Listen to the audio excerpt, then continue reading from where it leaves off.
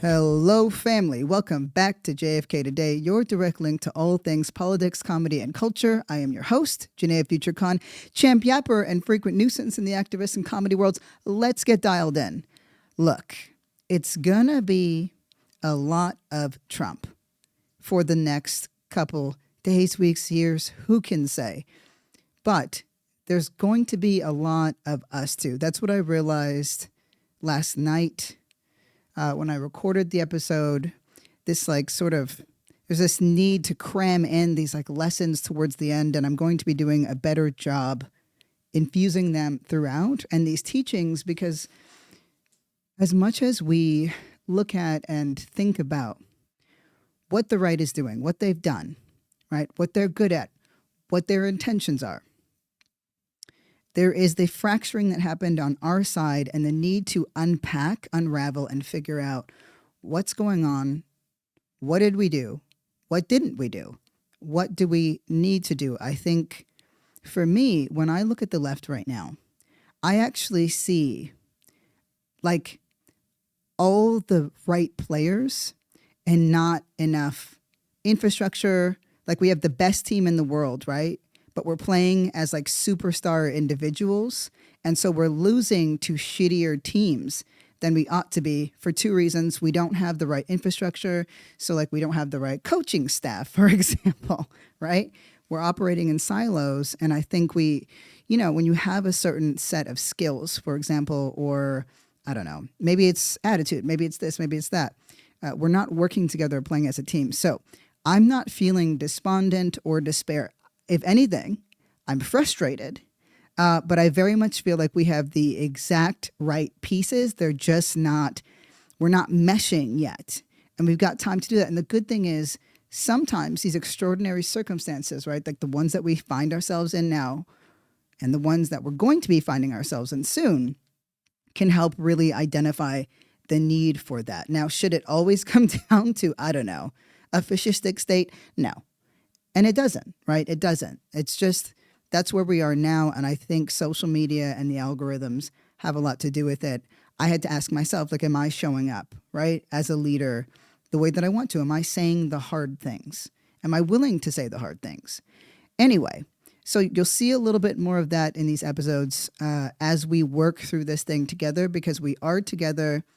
We're in this. We're going to be fine. But more importantly, we're going to do some amazing fucking things together. So as you're thinking about, right, because we're all stressed, what is Trump going to do for that first 100 days that he's in power?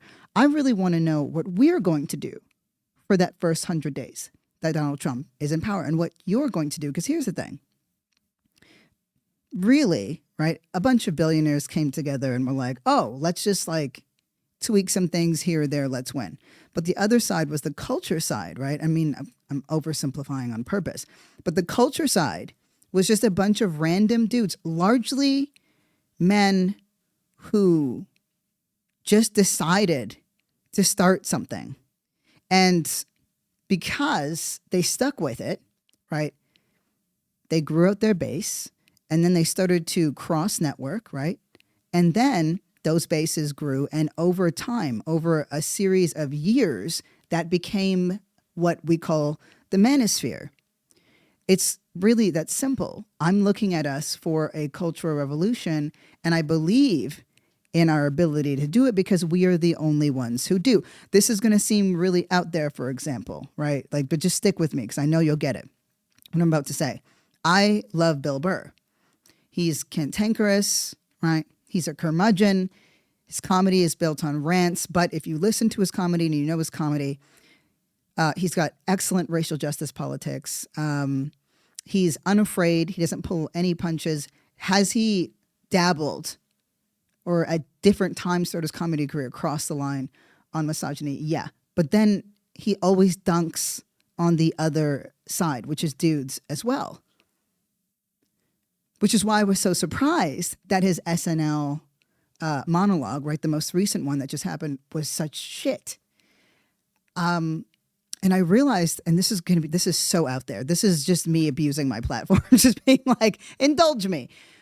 But he didn't know what to say. That's what it felt like, right? Like it felt like, so basically he just made these jokes and, oh, you know, you got to whore it up a little if you're running as a woman, blah, blah, blah, no more pantsuits. And I was like, okay.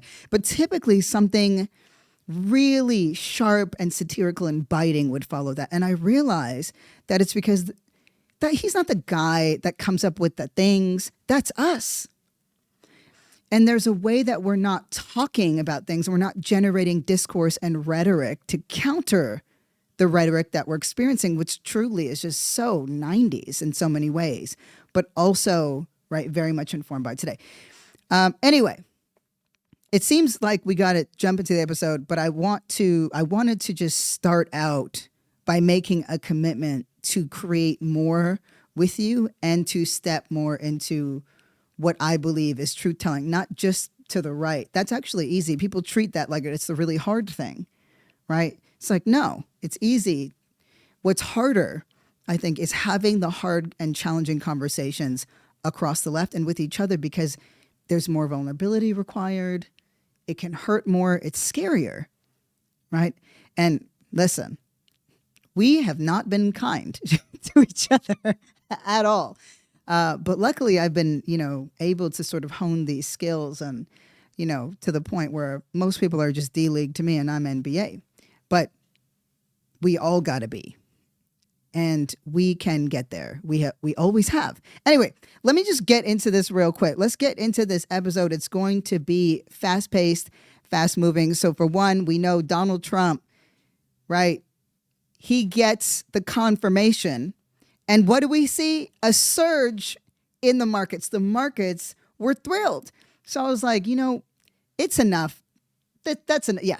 They're like, oh, yes, the rich old billionaire. That's the guy. That's who we want. But I was like, I can't let a sleeping dog lie. Sula just gave me a look. I had to go look and see what markets exactly, which ones, right? So of course, yes, stock market, but I'm like, there were three markets in particular that went off the rails for Donald Trump. And I was like, I got to know what it is. And so I went in, right? I went in thinking it's got to be adult diapers, tan spray, right? Those have got to be at least two of them, and Big Macs. Like, these have got to be the three markets. I know you're right there with me. It actually, unshockingly, right, was Tesla, crypto, and prisons. And I actually like the other one better. Like, I genuinely like my other hypothesis better. I have got to tell you about this story of retribution that embodies exactly what I am talking about and what we've been talking about when we say we have got to have an intolerance for intolerance. So there's a guy named Nick Fuentes, right? Big part of what we do on this show is we move in and talk about culture. So we've talked here about how we can't condemn every person who voted for Donald Trump as some kind of racist, this and that, because we don't know. We don't know what the incentive is. I like winning arguments. It's not a winnable argument. But what we do know is that there are plenty of avowed racists to choose from. Nick Fuentes is one of these guys. So who is he? He's a white nationalist. He's a Holocaust denier. He advocates for rape against women. He attended the Unite the Right rally in Charlottesville in 2017, if you remember that corny event, right? Really, in a nutshell, Nick Fuentes is, he's like an odious little weenie, right? That's what he is, right? He's basically a non-Jewish Ben Shapiro. He's got the nasally voice and the whole bridge troll demeanor, right? So he went viral after Trump won almost immediately for saying, actually, you know what? Brace yourselves. I'm just going to play it for you. I'm just going to play a snippet for you. He went viral for this. Feel when we control your bodies? Hey, bitch, we control your bodies. Guess what? Guys win again, okay? Men win again. And yes, we control your bodies. Hi, I'm your Republican congressman. Hi, I'm your Republican congressman. It's your body, my choice. And men, women again. Men win again. There will never, ever be a female president. Never. There will never be a female president, ever. It's over. Glass ceiling? Dude, it's a ceiling made of fucking bricks. You will never break it. Your stupid face keeps hitting the brick ceiling. We will keep you down forever. You will never control your own bodies. You will never be the president of the global empire. Okay. Now, I just annoyed the shit out of you. It's true. And you have got to trust that I would not do that were it not for a good reason. So, I want to be clear about what I mean when I say this went viral. That video has been viewed more than 90 million times and reposted more than 35,000 times, right? So between Thursday and Friday, right, the ISD recorded a 4,600% increase in mentions of the phrase X on X. And the phrase is, your body, my choice, right? A number of women across TikTok, X, like different platforms have said their comments had been filled with users posting the phrase. So basically, Nick Fuentes started this harassment campaign against women. It just caught on fire, just like steam everywhere. It's this massive, massive harassment campaign. So what did women do? They doxed the shit out of him. They doxed his ass and showed up at his motherfucking house. I have been laughing about this and look, doxing is a complicated thing, right? But I'm going to enjoy this one. I'm going to enjoy this fucking moment because this guy really fixed his crusty, dry little lips up to come for women. And he didn't know that they were going to come back. Like, one girl showed up at his house, right? The women that he says are nothing for him to be afraid of and they're beneath him, this and that. They showed up at his house and he tried to pepper spray her and then ran away and called the cops. He's now staying at his mother's house, right?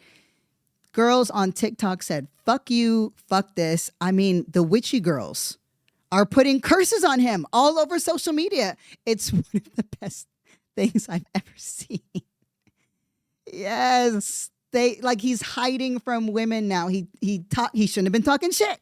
He fucked around and he found out. For all the other weenies out there, this is it. This is the vibe. This is it. Is this going to stop the guy from yapping? No. But it means that you don't get to just yap. There are consequences for it. And I'm fucking here for that. All right. Anyway, we got to move on to this guy, this Trump. I've been laughing about it for days. I mean, you heard his voice. He looks like what he sounds like. Do you know what I mean? He looks like what he sounds like. Anyway, so what's going on with Trump? We know that he immediately moved to have his legal cases dismissed, right? Like immediately.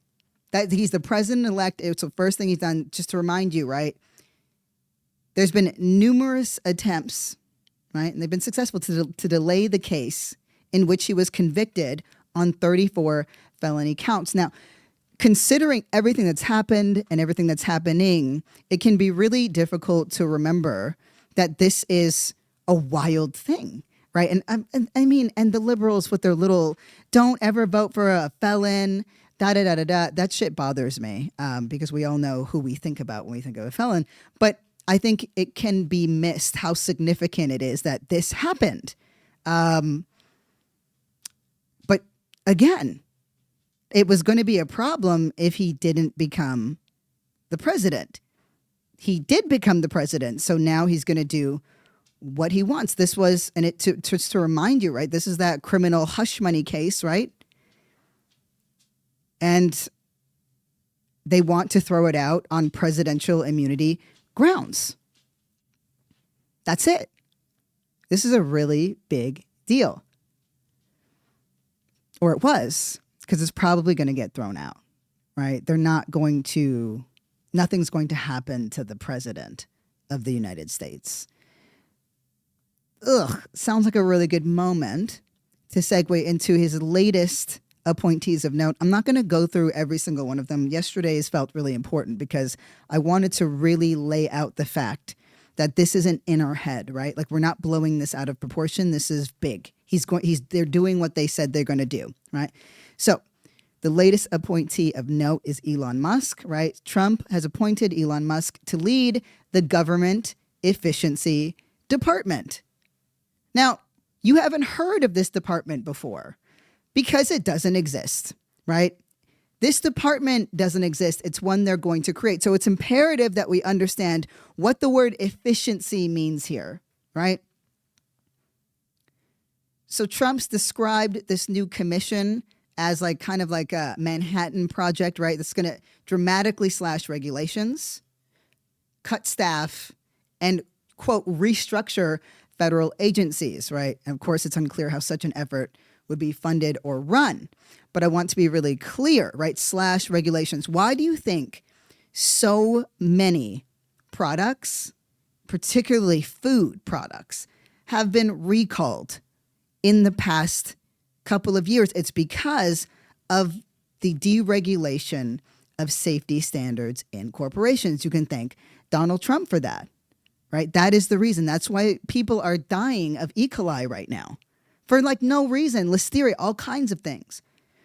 So when they talk about dramatically slash regulations, right? And of course, this is Elon Musk we're talking about. We know why he wants to cut and slash regulations, and really every billionaire and every corporation. These regulations were put in place to protect people, to protect human beings and our bodies from toxic wastes, right? From poisoning, from abuse in workplaces. These things are going out the door, right? So they're making a government department whose function will be to undermine, weaken, and dismantle government, and particularly the federal government. And as you know, y'all know, you know, the feds have not been our friends necessarily, but dang nammit, that's where our rights go, right? They went there. That's where our protections went. And they don't care about that anymore. Trump, Elon Musk, all these billionaires, all these corporations, the oil and gas industry, they're going to cut whatever doesn't serve their agenda, right?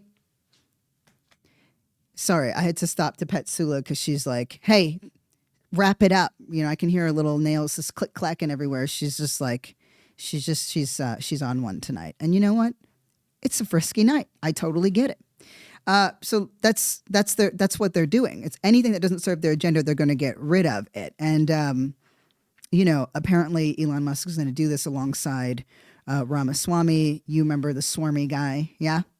Yapping during Republican debates. At least he looked lotioned. Anyway, just two people who have no business being in government.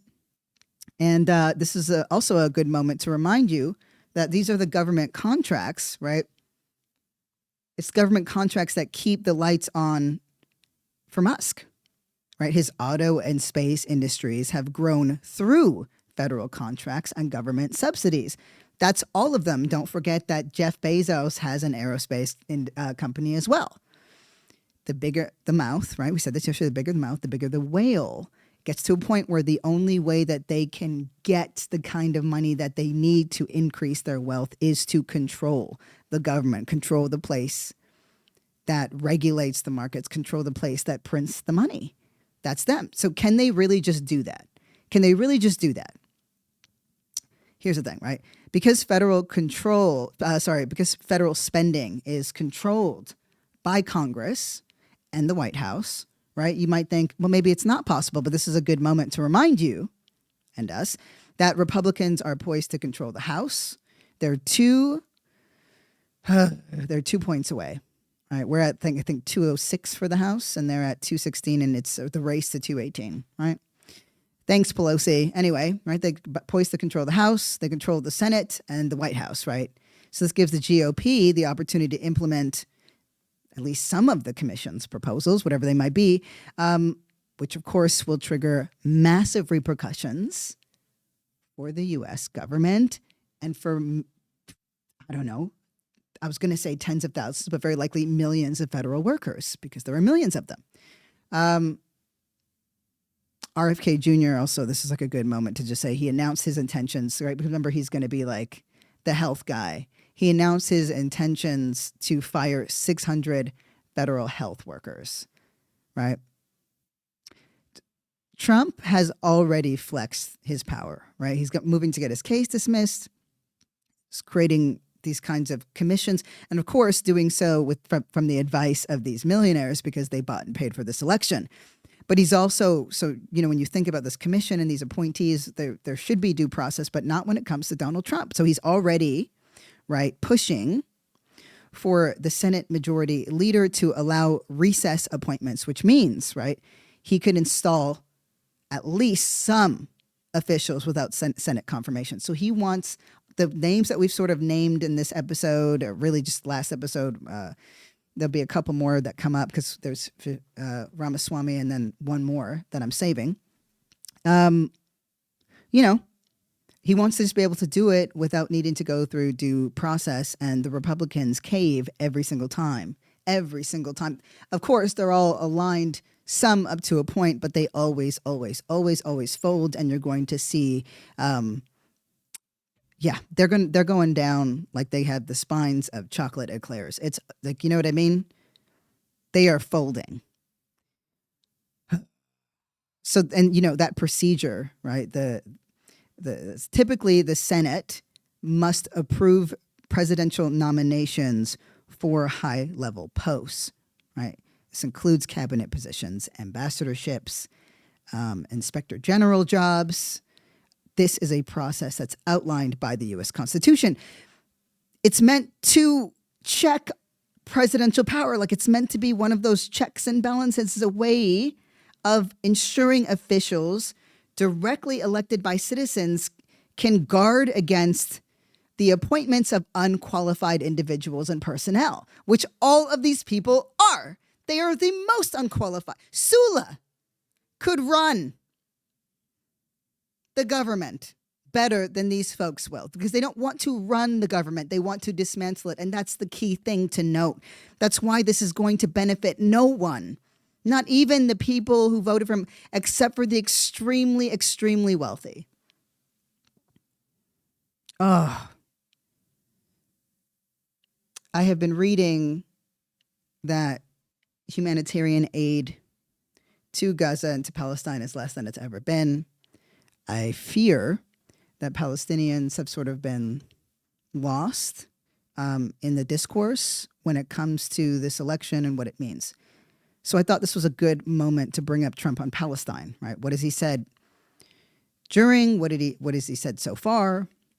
And, Kamala Harris and Biden, right, although they didn't do not even a fraction of the talking we needed them to do on it, they understood that they at least had to address it in some way, right? Of course, up until the very end, R.E. Kamala Harris, it was always Israel, Israel, Israel first, right? Trump made a point to barely mention it. I thought this would be a good opportunity, especially considering his latest appointment, which I'm going to bring up, to remind you of what he has said, right? So Trump and his son-in-law, Jared Kushner, were much more concerned throughout the cycle of the election about the loss of opportunity for real estate development in Gaza than for any human suffering, right? Said that the Gaza Strip's waterfront properties could be very valuable. And so they see Netanyahu's destruction, just rampant bombing, not as an issue because it's killing and murdering people, but as an issue because it's making it ugly. And that's what Trump meant when he said, you got to stop putting these bombs, these videos of these bombs every day. They're putting videos of buildings collapsing. And that's what he meant when he said that. So this is a direct quote of his. There was no ocean as far as that was concerned. They never took advantage of it, Trump said, right? And he's talking about Palestinians. As a developer, it could be the most beautiful place, the weather, the water, the whole thing, the climate. That was his quote. right? How is Trump on Benjamin Netanyahu? Netanyahu, who desperately wanted Donald Trump to win and was successful in that, right? Trump has indicated that he would let the Israeli prime minister be even more unrestrained, right? He has said and continues to say that Netanyahu was doing a good job. That's a direct quote, doing a good job. And that Biden was holding him back. Biden was holding him back. To bring this point home, Trump's appointee as the U.S. ambassador to Israel, Mike Huckabee. This is the guy who once said, this is a quote, "There's really no such thing as a Palestinian." He views the Palestinian identity, right, as a land grab effort to try to take it from Israel. That's all he sees Palestinians people are. That's what he sees Palestinian people as. It's just made up. It's just made up, right? These things are important for us to know. I want to be really clear about something. No matter what, please do not say to anyone who had whatever their position was regarding this election, any version of "I hope you're happy" or "Isn't this what you wanted," whether it's on Palestine or on abortion rights or whatever, it's just not useful. It's also cruel. And to me, I fear it's the most disrespectful to Palestinians. There's a reason why I say the things I say the way that I say them, right? I don't get everything right, but I try to be very, very intentional. And I've never used words like, it's going to be better for Palestinians if Kamala Harris wins, or it's going to be worse for Palestinians if Donald Trump is successful, because you cannot measure better or worse through the lens of genocide. And generally, I have found that human suffering is an immeasurable thing. What we know for a fact is that both candidates were hell-bent on maintaining the status quo for Israel. One in particular, and that is Donald Trump, broke decades of precedent and streamlined the genocide as we know it today, right? Just removed whatever restraint was on Benjamin Netanyahu, right? And that's why he cleared the runway, right? When he put the U.S. embassy in Jerusalem, right? Increased funding, didn't push back, didn't criticize. Benjamin Netanyahu wasn't getting no phone calls about why you're doing this or that. That breaking of precedent, right? That cutting the Palestinian Authority off at the knees, which is what Trump did, right? Whatever $220 million that was dedicated to them, he cut. I mean, that's the thing. Making Hamas not only the only option, right? But teeing them up for the whole terrorist, every Palestinian is a terrorist, every Palestinian is Hamas, every Arab is Hamas, everything is Hamas, right? It's that break of precedent. Now, were the conditions unlivable previously? Yes, but I find that the way that we have discussed land in particular to be so frivolous, just dangerously so. I mentioned the U.S. Embassy before being in Jerusalem and how Jerusalem was given up, and it really tells me how little we actually know about Palestine and Palestinians, and how little we actually know there. It was the most contested region there for a reason. Palestinians are dying, not because Israel is killing them, but because they love their home, they love their land. It's more than holy. It's sacred. They have an indigenous relationship to it. It's one of the most moving things you've ever seen. Al-Aqsa in Jerusalem is one of the holiest sites in the world. The whole point was to get them out of there. That was the whole point, and they fought and bled and died for that land that Trump gave them so frivolously, gave away, I should say, so frivolously to Zionists so that they could complete their ethnocracy project. But we're in a weird place right now, right? We're in a really weird place. And I think that's what I'm going to focus tomorrow's episode on across the left. We're in a very weird place, right?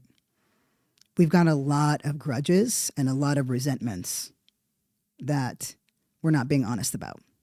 And that have built up over the years, right? What are the feelings right now between us all? Between Jewish people and black people, for example. Between trans people and cis people, for example, or trans people and trans people, right? Because I had to ask myself, was I dunking a little too hard, typically, on any single population, including trans folks? And I realized I'm pretty pissed off at them, at us, at this moment. And I was like, oh, okay. This is the point in time where I think we have to also really talk about us. So I wanted to plant that seed for tomorrow. What resentments, what contradictions have come up and really came up leading up to this this election cycle. It's and the shoehorn, not shoehorn. I always do that horseshoe theory of politics and tomorrow's going to be a big one. It's going to be a big one. It's going to be a great one. But I really, really believe in us. And I just want to end here right before we get into this question of the day, hit the voicemails. I just want to say, we are in a precarious situation. It's true, right? But in a way, we always have been. So we've got to talk back to that anxiety. We've got to stare down the barrel. And it takes guts to do so. But we can do this. Remember, we don't need to do anything with the information that we're getting. We just need to know it. We just need to know it so that we understand what weak points there are on their side and what weak points there are on our side. We are going to make the next several years really count. Plan your shit, make your shit. All right? It doesn't matter how, I don't even know what the fuck I'm doing with this thing, but I've got a vision and I want to be a participant in this. I want to throw my hat in the ring with us, with you and for you. So with that, why don't we hit the VMs for that question of the day?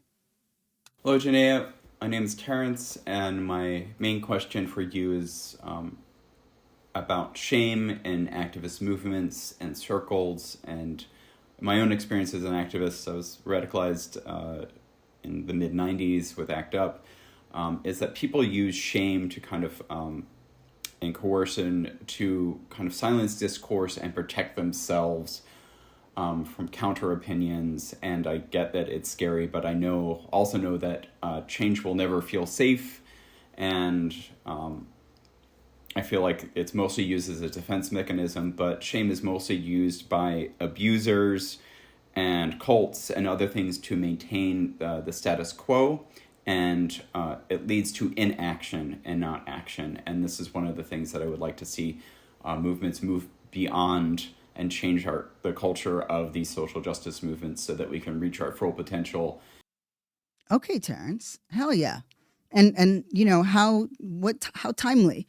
That's a great question. And it's right on the nose with where we're at. And I think, there's two kinds of shame. I mean, there's obviously millions more, but the two kinds that really matter, there's the kinds that we instill and enforce in the rooms with each other. And there's a shame that we enforce, right? To control in the room. And then there's the shame that we walk in with, right? And both of those are our responsibility. For example, I had a lot of shame about being, growing up very, very poor. And that, when you are young and black, these are assumptions that are made about you. And then you don't know if you're part of a stereotype, if you should fight the stereotype. And it was only when I got into activist places that I was like, it was some weird social capital thing. And I was like, I don't want fucking social capital. I want capital, nigga. I want shit in my pocket sometimes, God damn it. And that was when I sort of came to understand this concept of shame for having privilege, which is really confusing to me. And it's still, I swear to God, it still is, because that shit is awesome. I've known poor whites forever, okay? Gangster as hell, but like, they can't get me nice presents on my birthday. I'm talking shit. Basically, what I am saying is we've got to check both. I think that we absolutely use shame to control conversations. I think our own internalized shame also takes us out of conversations, right? If somebody uses their identity to try to control the discourse, to say, well, you didn't know this because as a white person, you couldn't know XYZ, or, a trans person or somebody saying to me, as a this, you couldn't know. And there's a lot more to be said about this. I'll just say that betrayals happen in communities. It's quite normal. And that we have to have a container for those kinds of betrayals. But we seem to have, I think when we go into activist spaces, we believe that all of our emotional needs should be met because we talk about things that don't typically get spoken about in the rest of the world, right? That these activist spaces are supposed to be better, and they're not. And we're not. That takes time. That takes the making of culture. And even still, you get to the top of that mountain and there's just another one. I read so much. There's so much information in my head, and I'm still a little piece of shit. Like the things I think are funny. Like if I see some kid fall, I'm so concerned, but I'm probably gonna laugh. Like, you know what I mean? Like, I'm still a shitty little guy. As much as I work tirelessly to be decent, and I think we did lose our sense of humor. I think we created these weird cultures and cycles of shaming. And I think we made it very identitarian informed to try to correct, right? If I'm looking at this in the best way, it's to try to correct where we went wrong, in society. But that's not the way to do it. It's never been the way to do it. And all we do is just create these cycles of shame. So I think there's work that we have to do on ourselves internally, because like privilege is good. Use it. You know what I mean? And I was like, well, what use? No, I mean like in a room, right? Like when we were doing actions and we need to go buy PVC tubing and we need cat colors to clip, inside each other to it. It was the white, anarchists and shit who would just go get that shit. That's it. It's useful. That's why I think I did that reframe, and I don't like the term privilege, because it's like privilege is about what isn't about what you've gone through. It's about what you haven't had to go through. But we've really, the whole woke thing, it pisses me off how they took that, and I never liked the term to begin with. But I think that we are done with it, I guess is what I want to say, Terrence. This was so long-winded. I'm so sorry to y'all. I think we're done with it. I think we're at a point where we need desperately something new, and I think we actually want something new. That we've seen the thing sort of play out, where it's like, okay, well, I got the social capital, then what happened? Well, nothing. I took that person down who actually is on our side, and then what happened? Nothing happened. Maybe you got a little high, and then you still didn't have no rights. So I think we're in a stage where, and look, that's what I want us to create. And that's what we're here to do. This is our time for our culture. Meeting people exactly where they're at. And you cannot be a service worker if you fucking hate people. And so I don't have to educate you. I shouldn't have to educate you on this. Okay, then maybe this isn't the work for you. It's like, maybe it's not. Maybe it's not the work for you. And we can set up structures to do it. Done it in a bunch of different movements. We had different working circles, right? So if somebody said some crazy shit in a group meeting, they would just go to a working circle where they wouldn't be shamed and wouldn't be beaten on and wouldn't be, alienated or ostracized. But a couple of folks would cycle them out every month. A couple of folks would just help break it down and see you through it. It was a very loving way to do it. It was fucking awesome. So I think we got this shit, and I'm actually really excited about it because somewhere along the line, they got to be the comedy bros and we're the comedy hoes, right? Like we can, and the witchy girls are on it. The Nick Fuentes eras are over. It's time to fucking ride. We ride out at dawn. With that, let's hit that outro because I've been yapping too damn much. Sorry, y'all.